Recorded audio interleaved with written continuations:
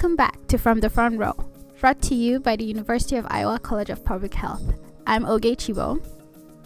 And I'm Ian Bukta. If this is your first time joining us, welcome. We're a student-run podcast that talks about major issues in public health and how they are relevant to anyone. Oge, what are we talking about today? The novel coronavirus, or now known as COVID-19.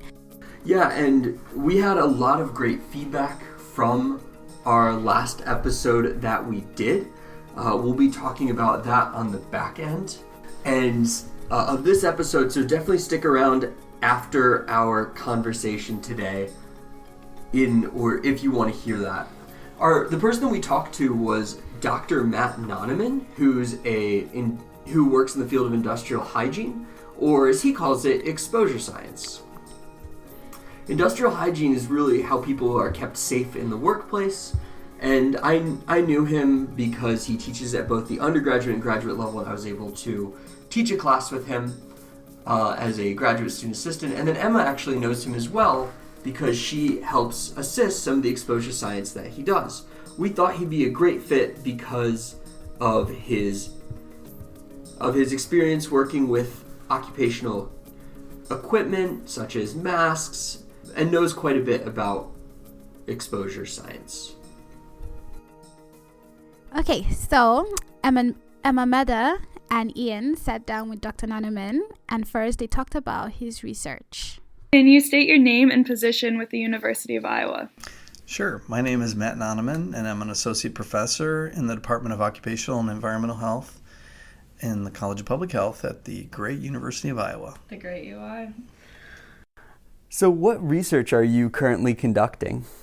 Yeah, well, the work that I'm doing, basically, we do laboratory work and we do field measurements of, a bioaerosol. So that's basically anything from like a mist or a really fine particle in the air that contains bacteria, virus, or fungi, or components of those microorganisms.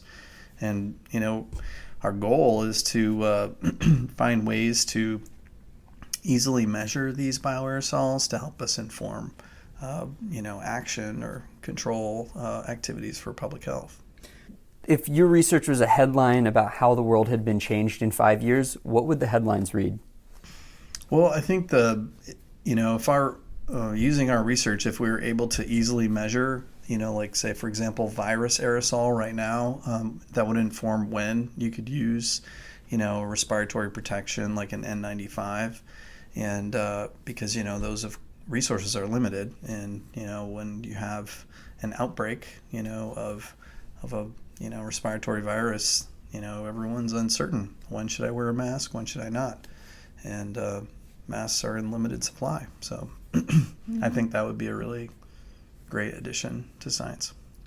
Definitely. So knowing your work in industrial hygiene, how do you think that this field could aid the coronavirus outbreak?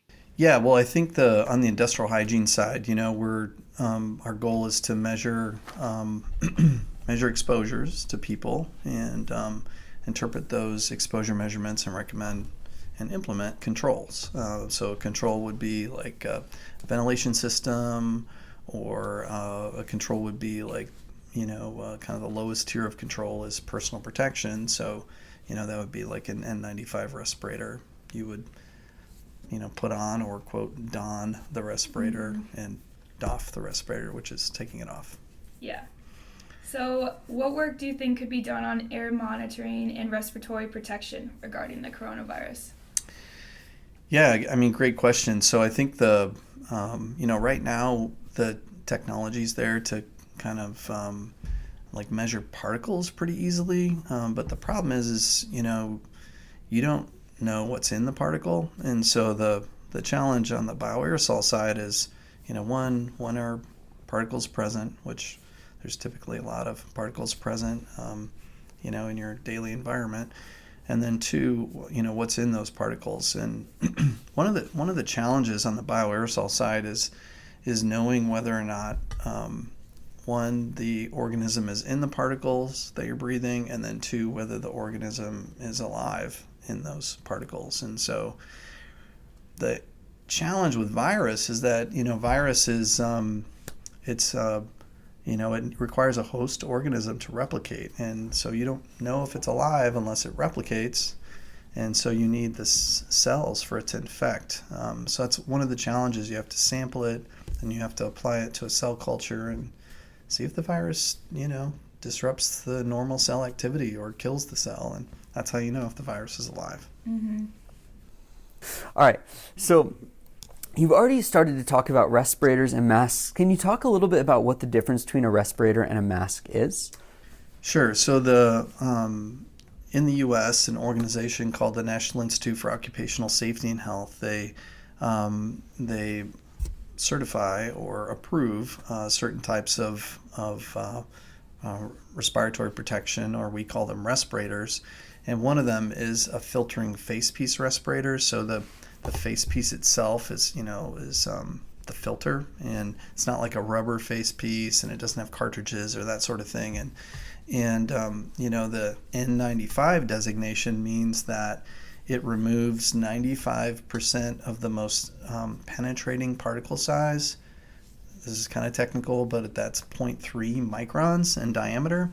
It does really well with other particle sizes, and so that's kind of often the recommendation is these N95s, and they're used in the tuberculosis treatment wards in hospitals and that sort of thing.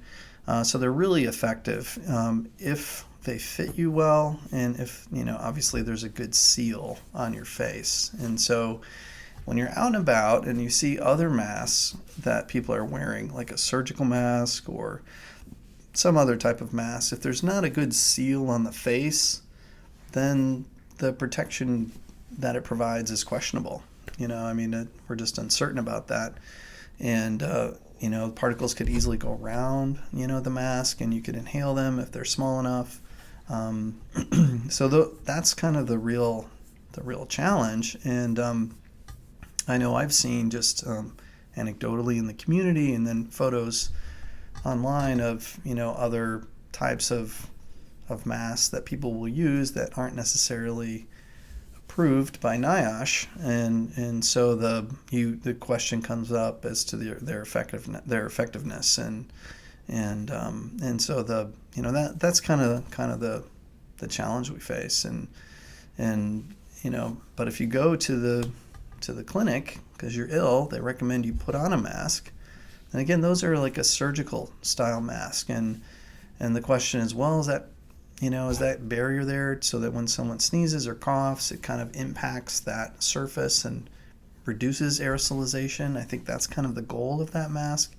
It's less so to wear to protect the individual from exposures in the environment. So that's kind of the goal of that.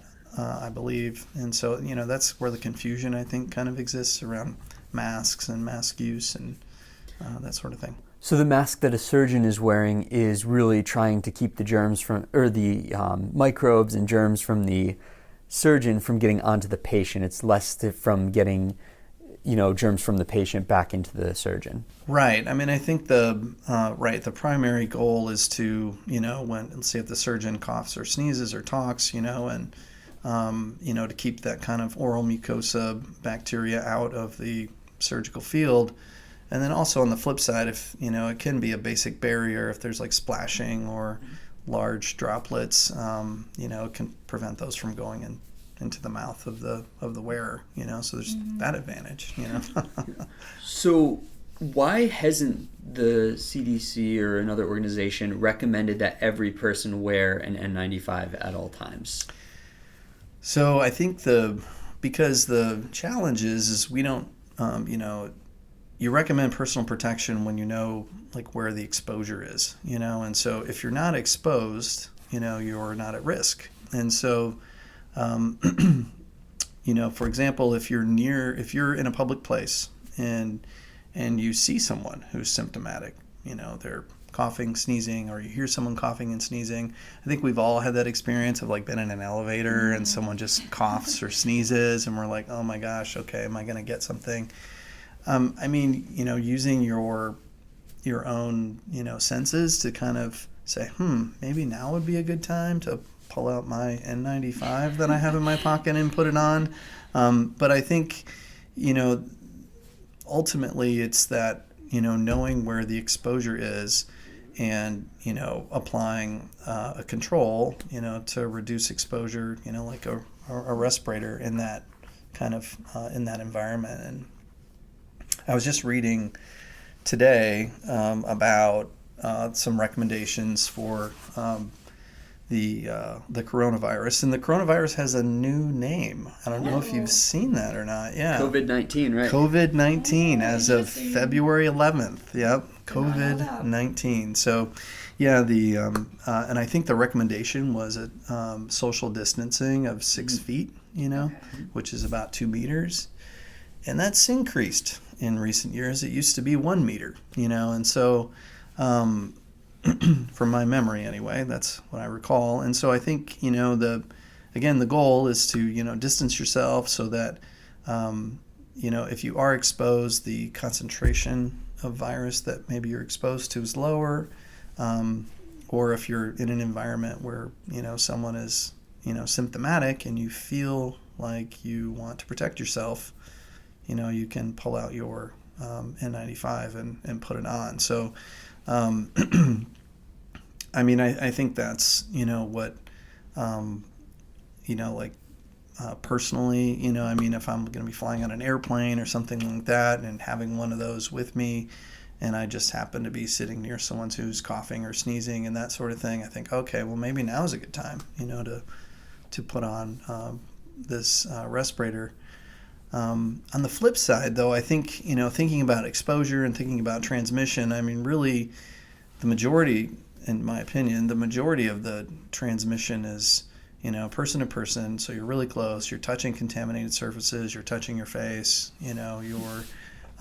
or you're touching items that are, contaminated. I guess I already said that. So touching surfaces that are contaminated, or you're touching the individual who's contaminated, and then touching yourself.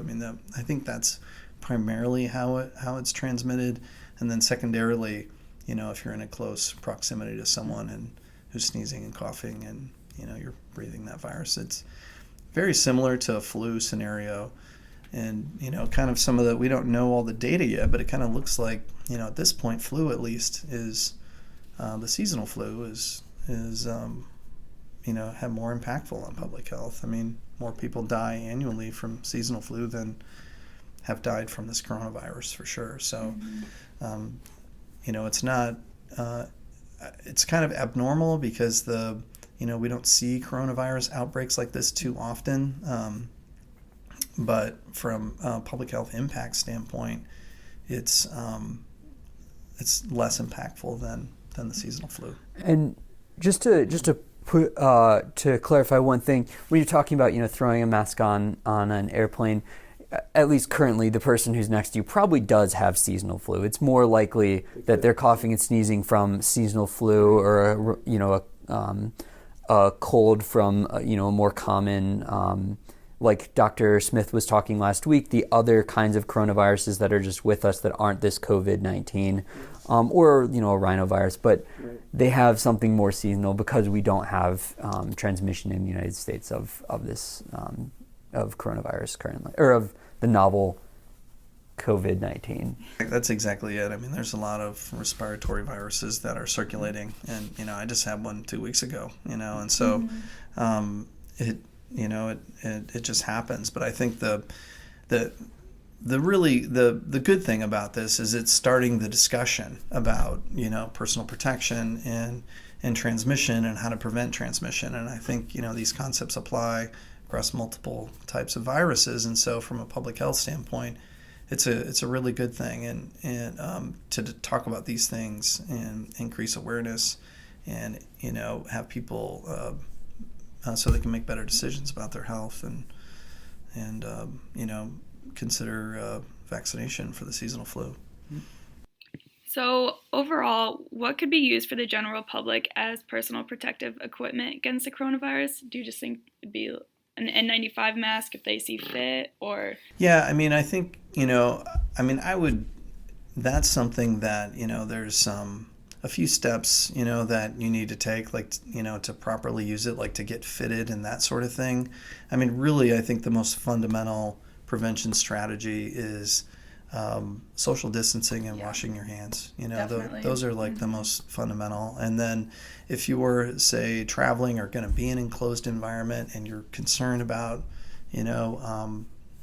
you're concerned about inhalation exposure to virus, I mean, the next best step would be to, find a respirator that fits you and just have one with you. And if you're concerned about it, put it on, and if you're, and go from there. But I think,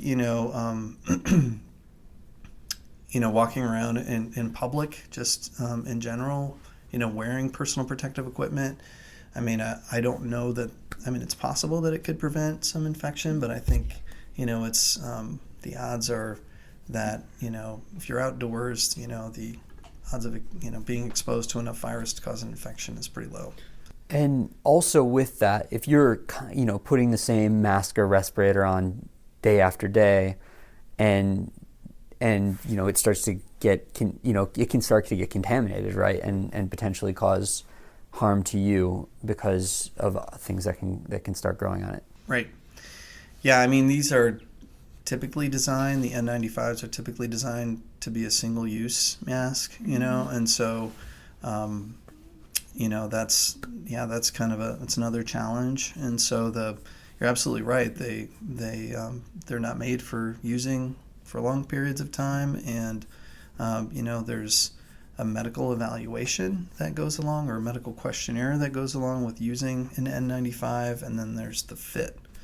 So there's a couple things that have to be done to use these correctly, and so and it's entirely possible to be fitted and to clear the use of a respirator with your physician, and that's entirely possible. But it just takes a couple of steps, and then you could have it if it's a concern for you. Yeah, and I thought it was interesting that you brought up just the hand washing is one of the main things, because that's something CDC and WHO have really recommended as the best thing to be doing. One, because not only are you going to be protecting yourself from COVID-19, this novel coronavirus, but you're also protecting yourself from everything ranging from your fecal oral transmission things, like your foodborne illness, as well as your current flu outbreak. So yeah, and I think washing your hands is always a good idea. And we don't know this for COVID-19, but the infectious dose that's required to result in an infection. And so, like for viruses like measles, where the infectious dose is really small, it's one of the most infectious viruses on the planet. We don't know that yet. And so I think just taking kind of a universal approach of hand washing, social distancing. If you see someone who's ill, if people call in sick and say, hey, I'm sick, say, hey, stay home. We know you're dedicated, we know you're a good employee, but stay home. We don't want others to get to get whatever you have. And so I think those are really important things to think about. So I think you've touched on this already, but briefly, what PPE should healthcare workers who are interacting with a patient with novel coronavirus, COVID-19, what should they be wearing? That's a great question. And some of the footage I've seen, it appears as if the folks who are working with people who they suspect have COVID-19, they're wearing a full barrier suit, like a Tyvek style suit. They're wearing a hood, a Tyvek hood. They're wearing a face shield. I think they have safety glasses. And then I've seen some wearing surgical masks, and I've seen others wearing N95s. And of course gloves. And I don't know if they're wearing 2 layers of gloves or 1 layer of glove, but essentially to work with Ebola patients, that's a similar setup of PPE to work with Ebola patients. And again, the question is all of that needed? And I don't know the answer, but of course, being in public health, we kind of want people to be protected, so we just kind of don, things that we think are needed or might be needed, and then later, as we learn more information, we say, okay, well, maybe we don't, maybe we don't need a barrier suit, or, maybe we don't need a hood. But again, that depends on, infectious dose and, the frequency of healthcare worker infection, basically when they're working with patients that are sick.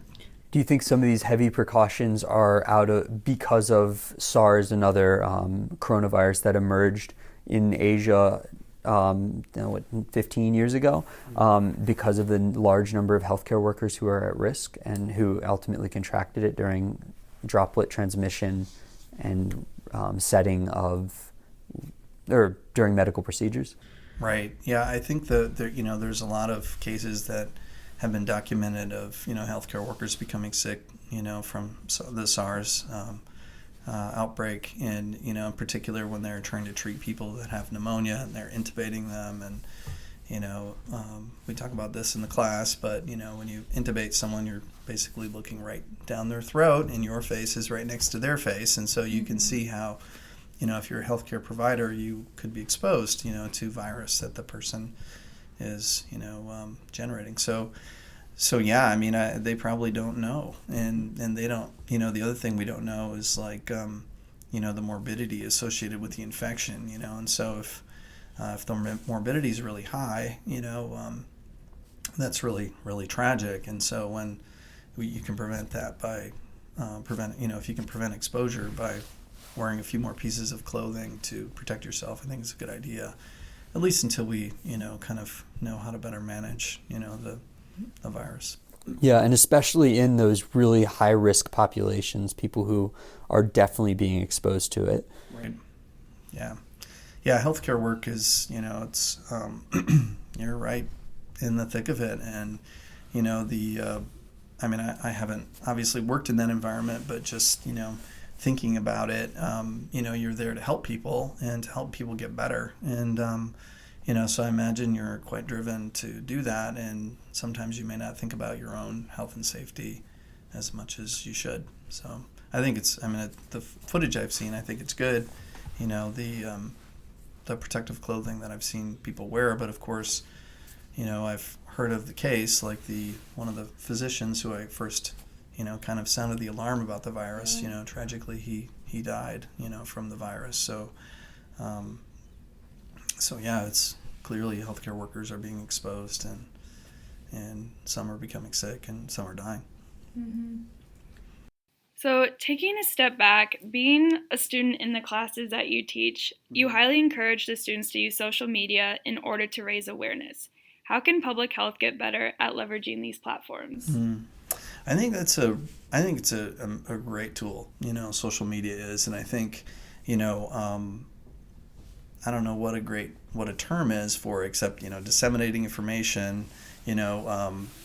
frequently, about how to interpret, the information that we have, the best approach to protect your health, protect the health of your family, and, the perspective, the risk, to you and your family as, we in real time as we see it. And then, just the, I guess, data-driven approaches for health protection. I think that's a really good way, to use social media. And and of course, the students and people around the globe now, social media is such a powerful force, and so you can share a lot of information in a pretty short period of time. And so I think that's a pretty powerful tool.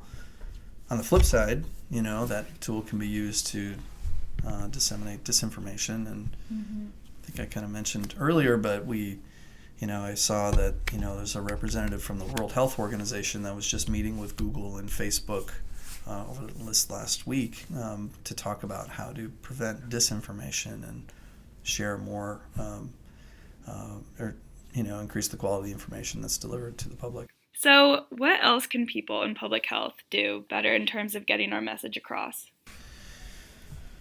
Boy, what can we do better? I think just sharing factual information on social media and telling our friends and family members and peers like the real information, and just trying to get rid of that disinformation and all the wrong stuff out there.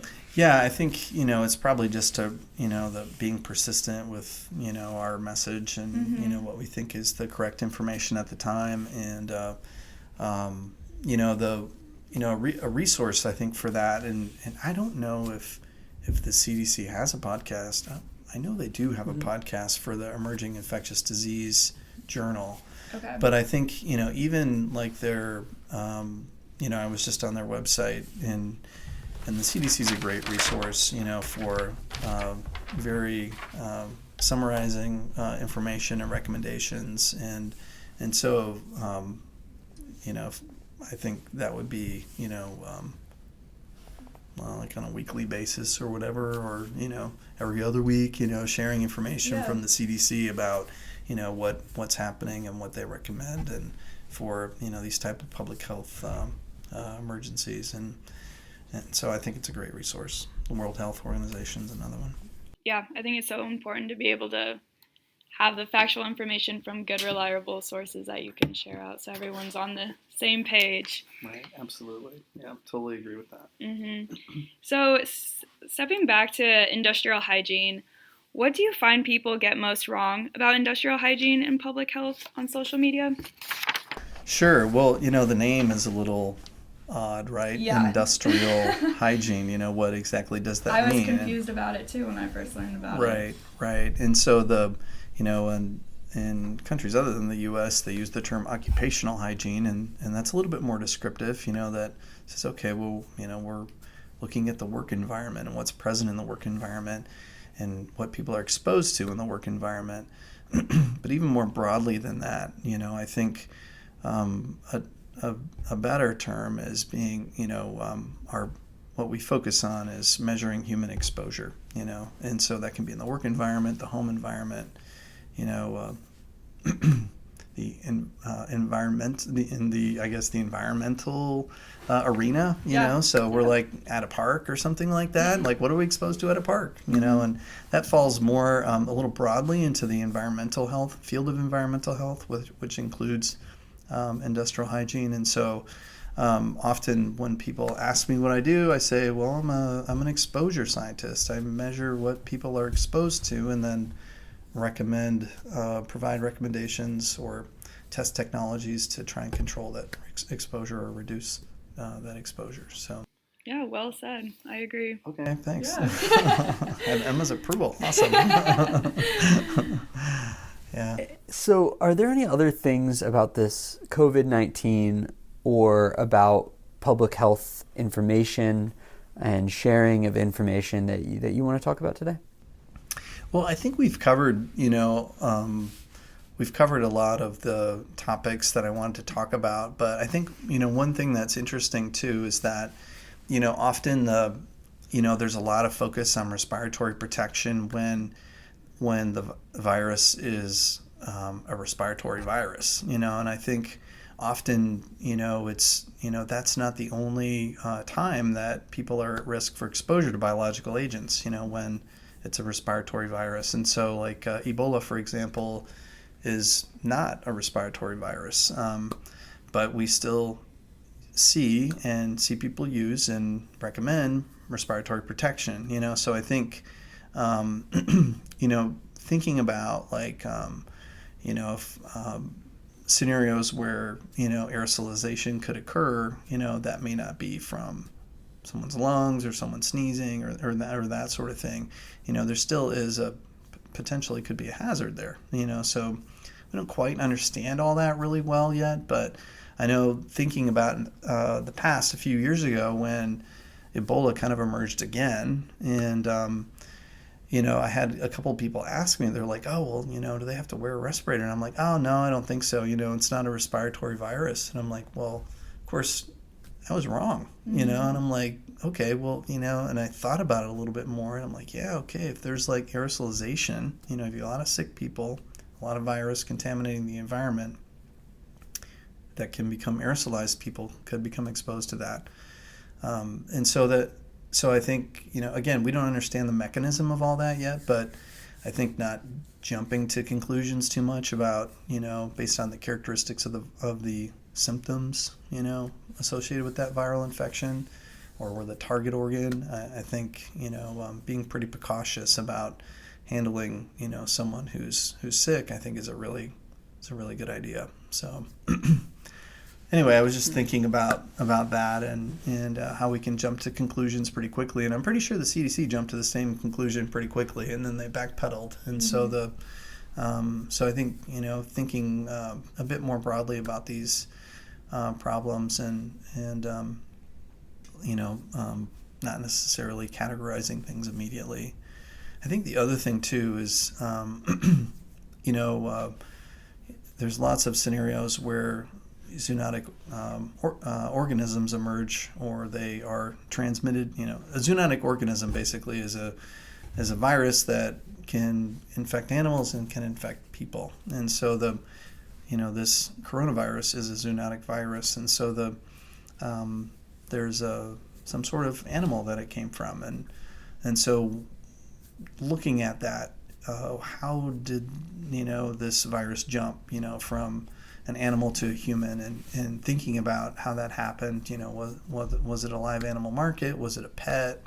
Was it an agricultural process, or was it a hunter-gatherer type thing? So what is one thing you thought you knew but later realized you were wrong about?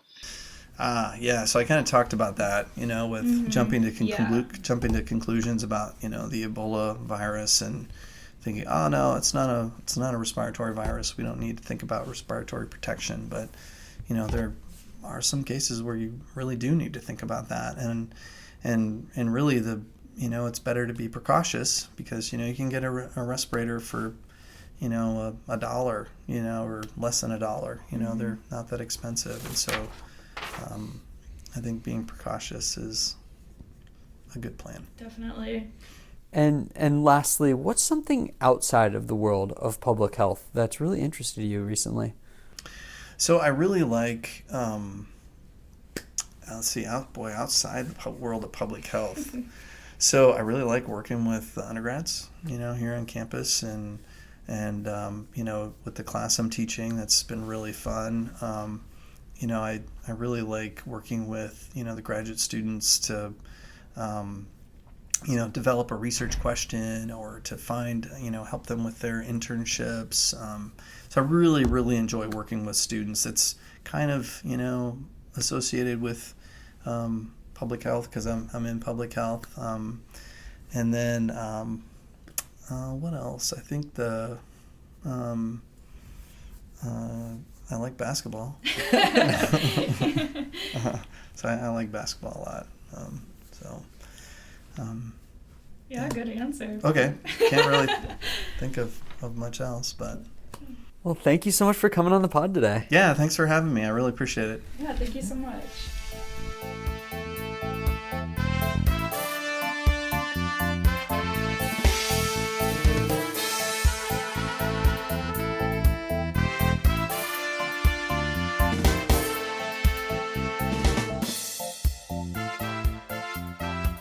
So, okay, what do you think about the interview? And do you have any new thoughts on coronavirus since we recorded it? I think most times when we're going through the cases of coronavirus, we also need to keep in mind how these cases are being found, or what was the criteria of inclusion for these different cases. So cases jumped, or number of cases jumped? Yeah, so last week, or right around when we released the episode, there was a 10 to 15,000 case jump in a single day, and a lot of people kind of got scared by that, but it wasn't what they thought. It wasn't that there were suddenly 10 to 15,000 new people infected with coronavirus. It was that the way we were quantifying those cases has been different. So instead of requiring genetic testing or confirmation through those methods, instead it was using the syndrome of someone having pneumonia and then also an X-ray to confirm that it was what they thought it was. Okay, have you heard about any of the outbreaks of when we talk about information, some of the maybe darker sides with racism and some of the xenophobia? Have you heard about any of those stories? Yeah, so I saw online on one of these social media that someone basically said how an Asian female, literally like in a library, had to write on a piece of paper, "I don't have the coronavirus, it's okay for you to sit down next to me." And she slid it towards him, and then he basically was telling people how you guys need to stop with the whole racist remarks. Not everyone that you see of a certain descent has coronavirus. And now there's that whole stigma. And I think it's also the same thing when Ebola too was a thing. Everyone was just very like against this one group because they were the ones who had the highest cases. But really, and I had someone else ask me, "Oh, can Africans get coronavirus?" Because now they've associated coronavirus with an Asian thing. And I'm like, yes, anyone can get coronavirus. It's not enclosed or designated to this specific group. It just emerged from this group first, or it was seen in this group first. It doesn't mean, oh, you can't get it, or everyone from that group has it.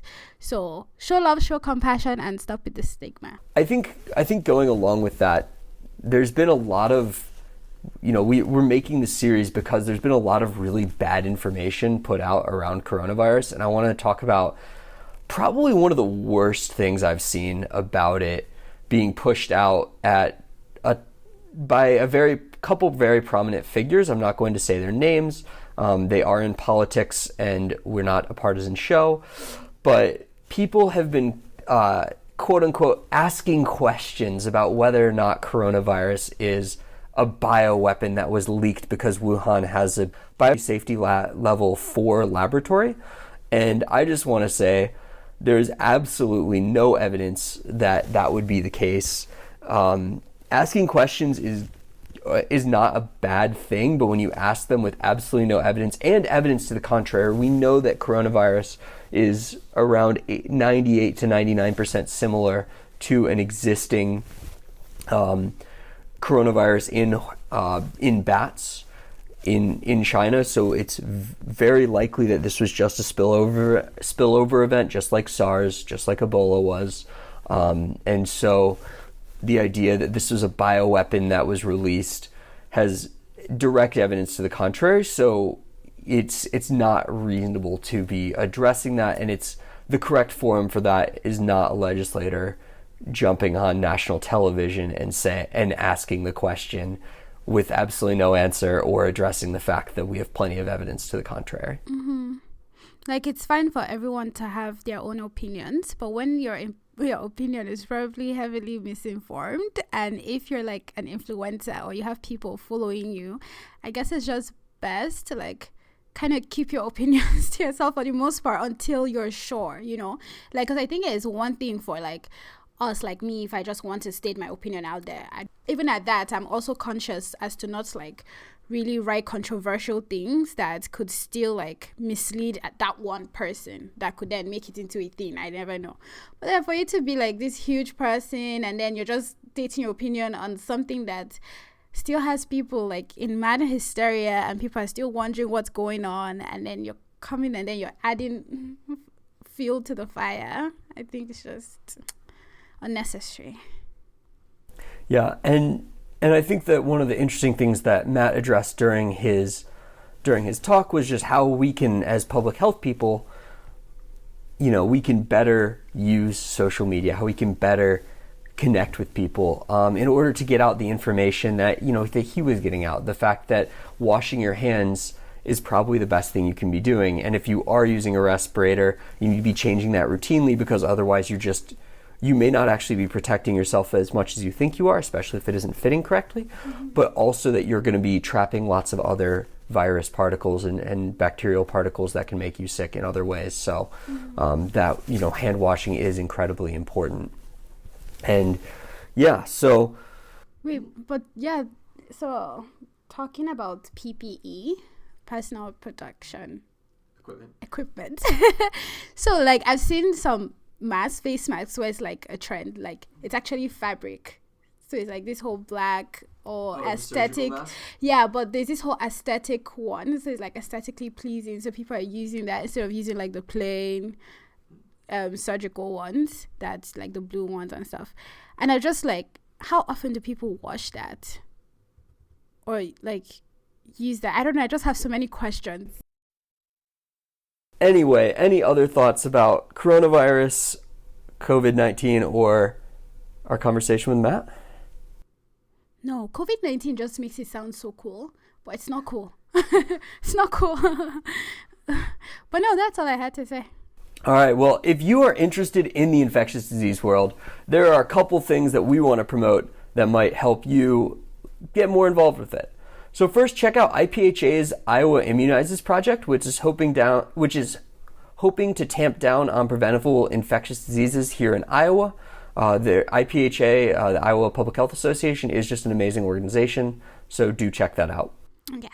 So, and save the date and register early. The 9th Annual Great Plains Emerging Infectious Disease Conference will take place on March 27th, 2020 at the University of Iowa College of Public Health. The GPEID conference highlights basic, applied, epidemiological, and translational research in biomedical and veterinary disciplines. We're pleased to announce that this year our keynote speaker is Dr. Jane Sao. Early registration ends February 28th. That's next Friday.